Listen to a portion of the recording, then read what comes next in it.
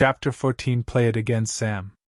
The plane shook when the wheels started to descend for the landing at Mohammed V International Airport, Casablanca.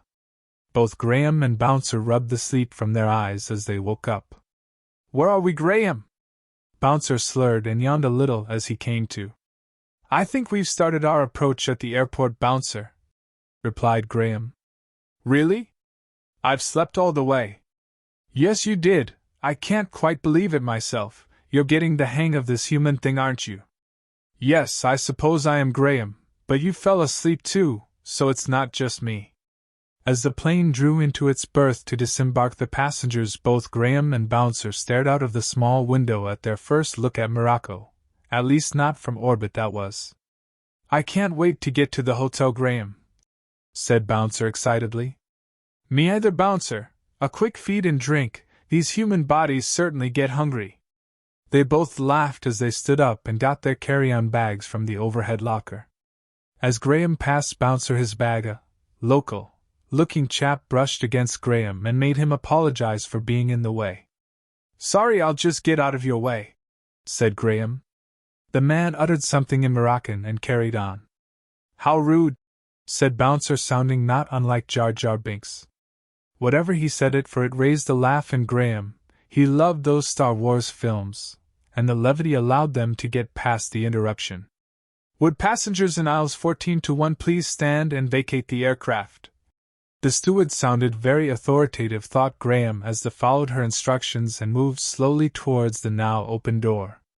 Walking through the corridor that connected the plane to the terminal, Graham once again spotted the local-looking chap and thought for a second he was watching him, but then thought better of it.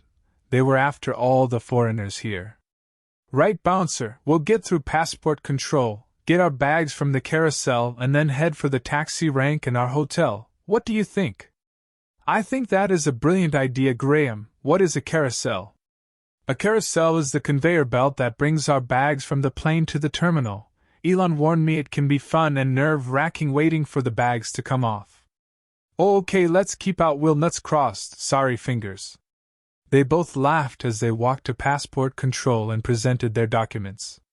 Delhi had come through for them again. Their passports were accepted and they were let into the country, just the bags now.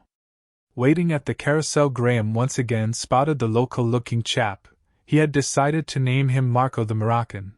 Whether he was Moroccan or not was still up for discussion, as was the reason Graham kept seeing him. He decided not to tell Bouncer just yet. He'd wait and see what the trip to the hotel. Once he had a better idea of what was going on, they could make a plan together. "There they are, Graham. There are our bags. Come on, we can grab them now." Bouncer rushed off to retrieve their bags to a baggage trolley, and by the time Graham had caught up, he had them wheeling away towards the terminal entrance, and, hopefully, a waiting taxi. A few minutes later they were both in a taxi and en route to the Ibis Casa Voyagers Hotel. Graham was keeping an eye on the whereabouts on his navigation system just in case Ayub, their driver, who seemed harmless enough and in some ways gave the impression he was clueless too, was not taking the most direct route to the hotel. Arriving at the hotel, they took their bags and walked up to the front desk.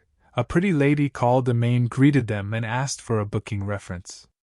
Delhi had used the surname Farmer for the boys as it made the most sense.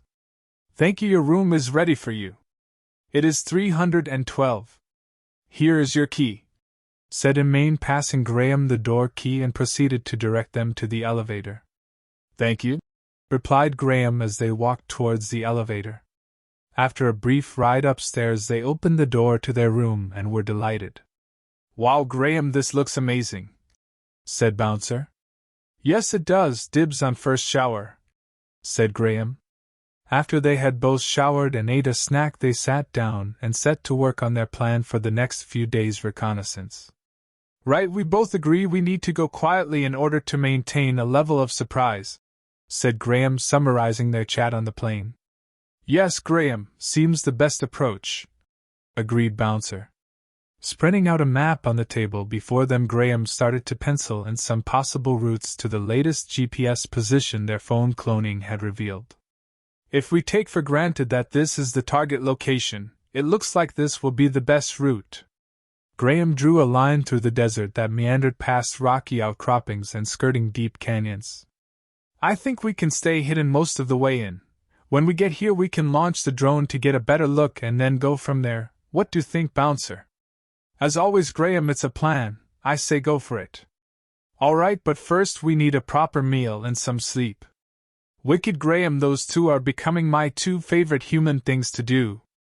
As they both laughed, Marco stood with his ear pressed against their door, dressed in a porter's uniform he had clearly stolen.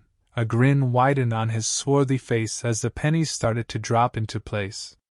He had received a message in London to tail two people and find out what was going on. He had thought it a wild goose chase but had fancied the money and the trip, so had taken the job. It was starting to look like there may be something to it.